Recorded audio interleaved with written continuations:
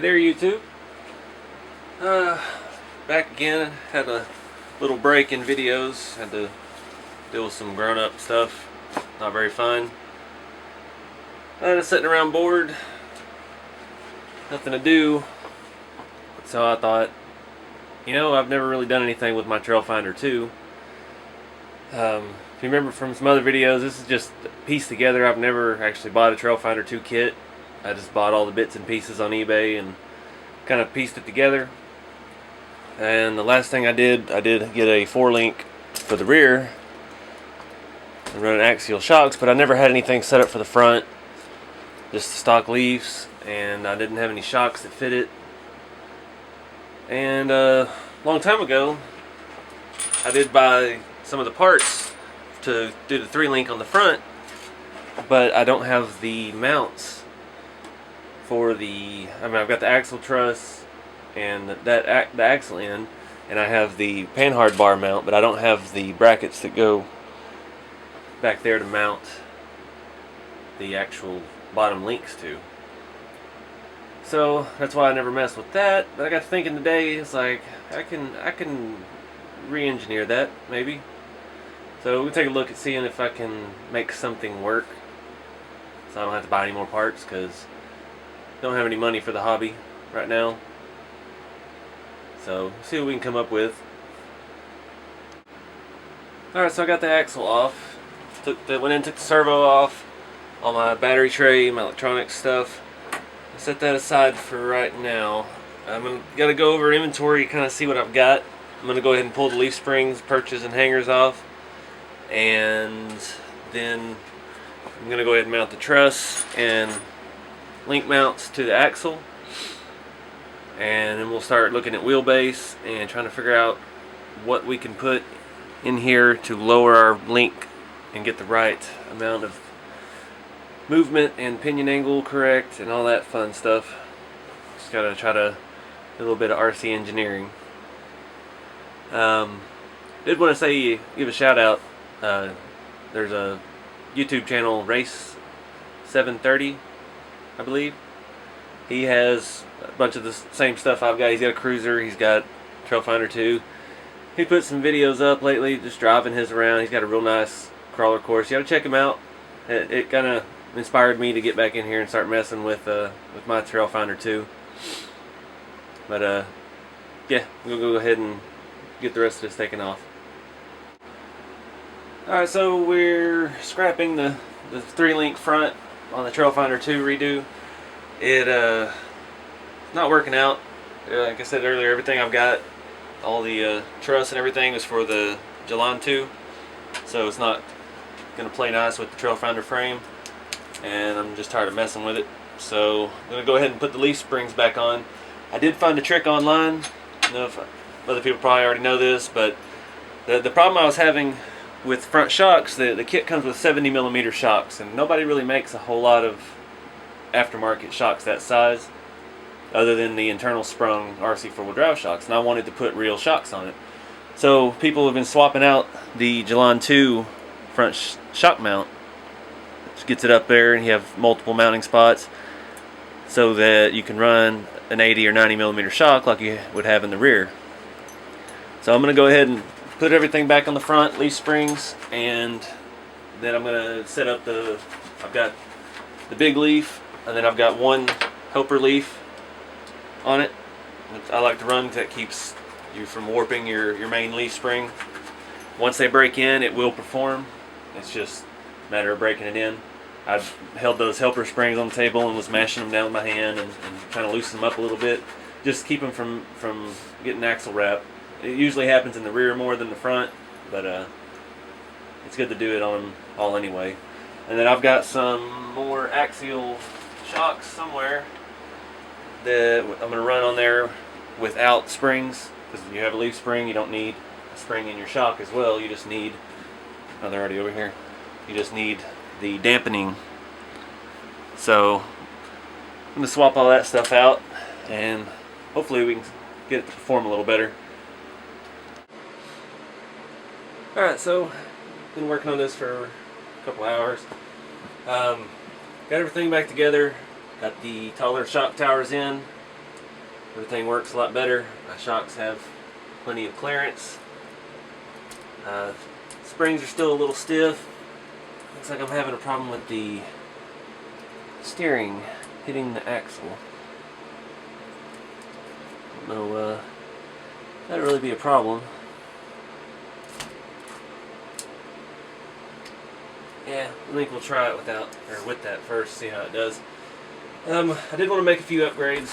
I robbed some parts from another truck. I've got a new Savox, I think it's 230 milligram Metal Gear servo, and I did go ahead and swap in. And so, because when I ran it before, there's a video, it's way too fast. They had a Tamiya can motor, whatever those are. I don't think 15, 17 turns, something like that. And it was just way too fast. And I thought that I had a 65 turn RC4wd drive, but this is a 35 turn. So we'll give that a shot. I did put a smaller pinion gear on it, try to help slow it down a little bit. Let's see what's left. I'm gonna go ahead and put the only electronics I've got left is the RC4wd drive Outcry ESC.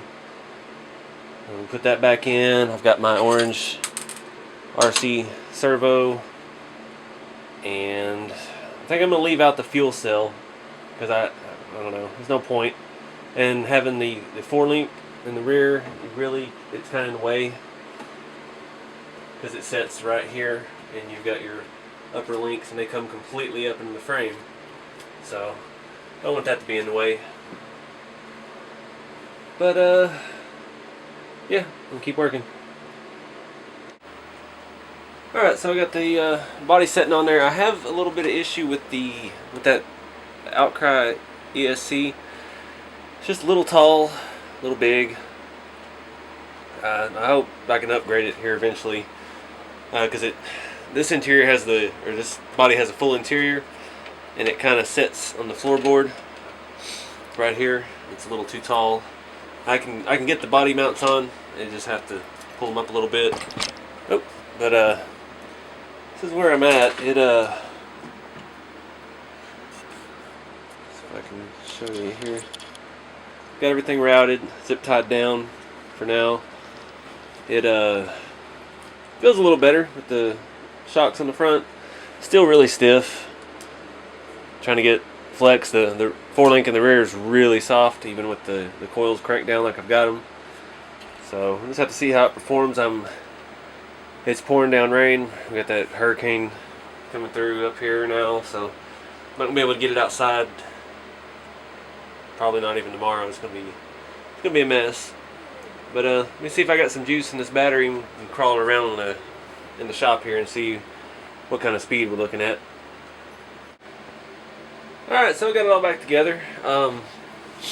I've been torn between which body to use. I was using the maroon Mojave body you saw earlier with the roll bar and the aluminum front bumper, full interior, and that's giving me trouble with the ESC. So I had this body with just the dash. I don't have any seat or anything in it for now, and it still got the stock bumper and stuff, so it fit right on. I figured I'd give it a shot. I've got it up and running. It is a good bit slower, which is good. It's still got a lot more wheel speed than I'm used to. Like my green Hilux up there is, I mean, it's so slow. It sounds like a train chugging on the tracks. I need to try to speed that up a little bit. I got to play with the pinion gear on that, see if I can get just a little more out of it. But so far this has been pretty good. I drove it around the house just in the floor. I just put the body on, so let's see if it's going to rub or not. This body has been trimmed a little bit, but it will crawl. Crawl all over my tools here, make a mess. Now, just the main problem is that I don't know why it bothers me that 4-link in the rear is super flexy. And these leaves in the front are still pretty stiff. My green Hilux up there, I used bruiser leaves, and they are a good bit longer than the Trailfinder 2 and high lift kind of leaf springs, so they're by nature more flexible.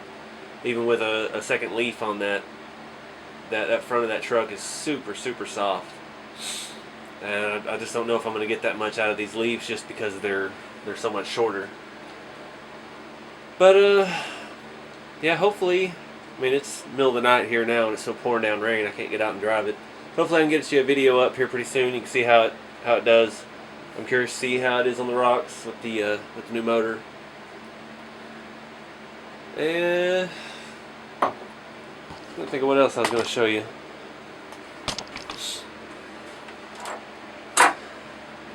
This body has been weathered a little bit. Not anything extreme. I started using some of my weathering powders. The bumper here, it's got a pretty natural looking rust finish on it. I was happy with how that came out.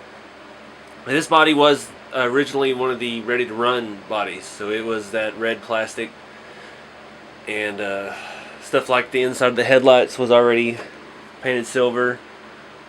That's really about it.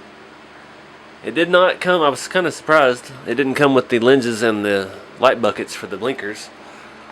I don't know, I didn't buy the kit, I just bought the body on eBay. Somebody was parting one out. So, don't know if that's how they all came. Mine just got shorted. And the tires and wheels are off of the Trail Stomper, if anybody remembers those. Before the Trailfinder 2, it had Trail Stomper. It was Trailfinder chassis, original chassis, and then they renamed it Trail Stomper because they had the Trailfinder 2 out. And they're just RC4wd Drive mudslingers. The second gen mudslingers are a little bit taller. First gen mudslingers they had were really tiny. I had some on a high lift back in like 2006. Yeah, 7, somewhere around there. They were almost like low pro mud tires. That was back in the day though, before we had 155s and all this scale wonderful stuff to play with. And those are just the 155 stamped steel cheapo beadlocks with the Toyota hubs on the front. I really never got to explore the Trailfinder 2. Like I said, I never bought a kit. I never had it ready to run. I just pieced it together. I bought all the parts and pieced one together, and then I had to sell it. So I was changing jobs. I needed all the spare money I could to get by. So, of course, I did the same thing again. I just pieced it together on eBay. Everybody's parting them out. So I just pieced most of it together, and never really got to enjoy the kit. So I'm hoping I can keep this one rolling.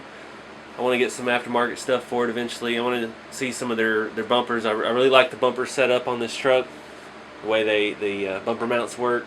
RC4wd Drive offers a lot of nice aftermarket type bumper setups, and I'd like to get something for the front. I'm okay with all this plastic stuff. I mean, this stuff works great, protecting the body. I haven't been real upset with any of that. Of course, I haven't got to drive it a whole lot. But yeah, I need something on the front. I've got the side rocker guards and the rear wire bumper, whatever you want to call it. Eventually maybe upgrade those to metal. I kind of think I'd like to just do the single tube side guard. These are a little bit much. They don't look quite as scale as I would like. But yeah, I'm happy with the height, the ride height, the stance of it. Wasn't rubbing too bad. I already had trimmed this body back for its last incarnation when it was on the Yoda chassis, the Bruiser-Ruptor chassis from RC4wd Drive. I already trimmed it for clearance. I do need to fill that hole in the hood where because the Bruiser-Ruptor had a single front body post like the original Bruiser, so I need to fill that in. That's why I have both of these bodies set up for that. They have extra holes in the bed, and they have the hole in the hood, so I can swap them back and forth on the between the Yoda and the Trailfinder 2. But yeah, my plans for this, I think it's going to run pretty well. I might do the 3-link in the front. I might have to bother all the right stuff. Like I said, I didn't have the proper panhard bar set up. It wouldn't work with this chassis. I would really like to wait and see how these springs, once they break in, see how they work. And maybe some kind of front bumper. And I've got to do an interior. I love the options that you have with the interiors on these Hilux bodies. Both my other ones have full interiors. I've got a driver in the green one. And I've got enough scale stuff. I just need the actual seat itself. And I've got some other stuff. I'll show you some of this that I've done before. I've got that. I've got a dash, steering wheel, seats, floorboard with carpet. Stuff that I just kind of threw together before. So, see where it goes. I think this one will look good with the black interior. I've been kind of partial to the brown and the tan because it just kind of stands out. But I'll mix it up a little bit. And have to see what kind of options. I've always wanted to do one of the RC4wd campers, topper on the back. They're I don't know, they just seem kind of pricey. So we'll just have to wait and see. I don't know. I kind of like just the regular old pickup. The very first Hilux body I did, it was like 8 different colors of primer. It had a toolbox and a gun rack in the back windows. It's like a hunting truck. So I might do something like that again, just kind of start over. But anyways, appreciate y'all watching. Another boring video, I know. But I think it's a good looking truck. Comment below, let me know what you think. If I should run the red body or the blue body. If I do decide to keep the blue body, I may try to weather it up a little more. I've got some more. This was a long time ago when I did this, so I've got all these new products that we talked about on some of the Land Cruiser videos that I might like to try out on it. But yeah, let me know what you think, and thank y'all for watching. Check back for more stuff soon.